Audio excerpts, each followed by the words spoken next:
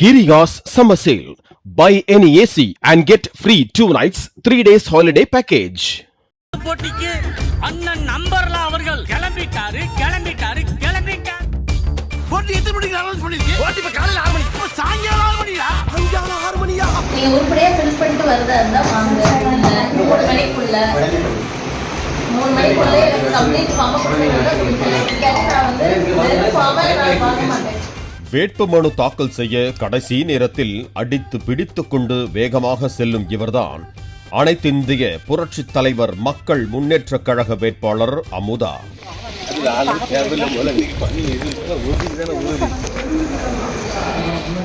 ஓட்டப்பிடாரம் சட்டமன்ற தொகுதியின் அஇஅதிமுக வேட்பாளராக அறிவிக்கப்பட்ட அமுதா வேட்புமனு தாக்கல் செய்ய இறுதி நாளான 6ஆம் தேதி ஓட்டப்பிடாரம் தாலுகா அலுவலகத்திற்கு சென்றார். அதுவும் 3 மணி வரைதான் அவகாசம் என்ற போது சரியாக 2:40 மணிக்கு பரபரப்போடு சென்றார்.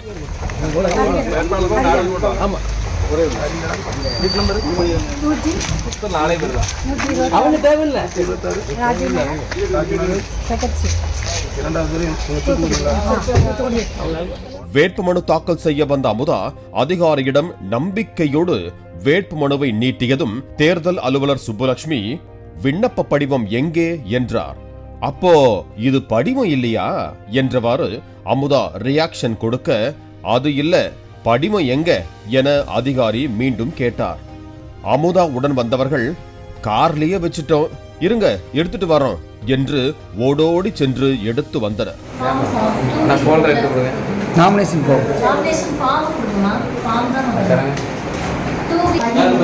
அவசரத்தில் வந்துட்டா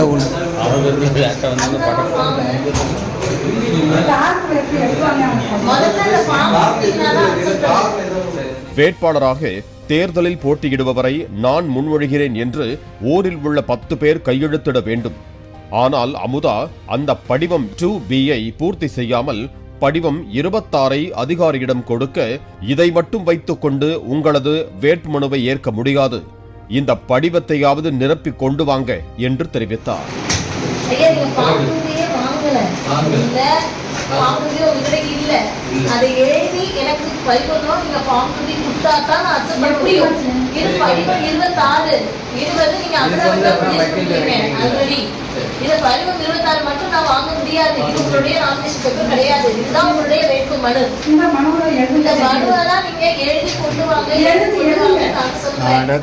அப்போது அவருடன் அருகில் நின்ற ஒருவர், மேம் முதல்ல நீங்க கையெழுத்து போட்டுட்டீங்கன்னா அப்புறம் நாங்க நிரப்பிக்கிறோம் என குதர்க்கமாக கேட்க, ஷாக்கான அதிகாரி அப்படியெல்லாம் பண்ண முடியாது என ஸ்ட்ரிக்டாக சொன்னார்.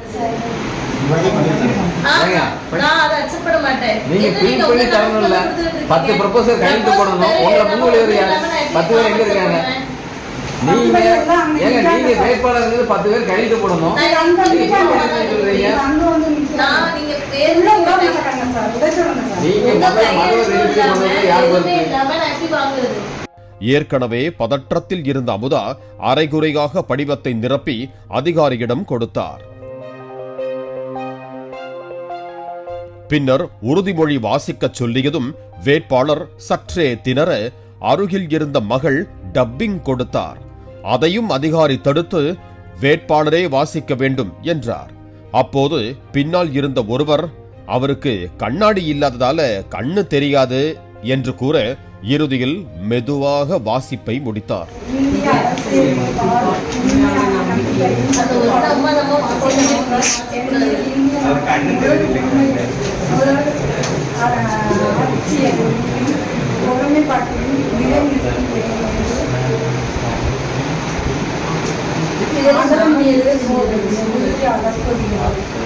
அதிகாரி நிரப்ப வேண்டிய இடத்தில் அமுதா நிரப்பி கொடுத்ததால், நான் நிரப்ப வேண்டிய இடத்துல நீங்களே நிரப்பிட்டா நான் எங்க நிரப்புறது என்று கூறி சிரித்தார்.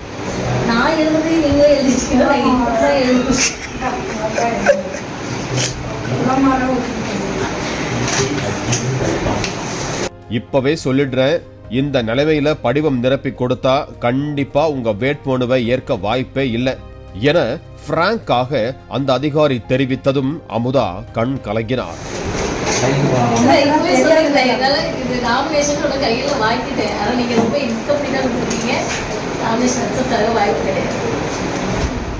இறுதியாக கையெழுத்து போட்டு கொடுத்த அமுதா, நான் வேணும்னா புதியதாக நிரப்பி கொடுக்கட்டுமா என கேட்க, ஒரு முறை கொடுத்தா கொடுத்ததுதான் என்றார். அதன் பின்னர் அமுதாவின் வேட்புமனு நிராகரிக்கப்பட்டது. உங்க பேர் எழுதுங்க.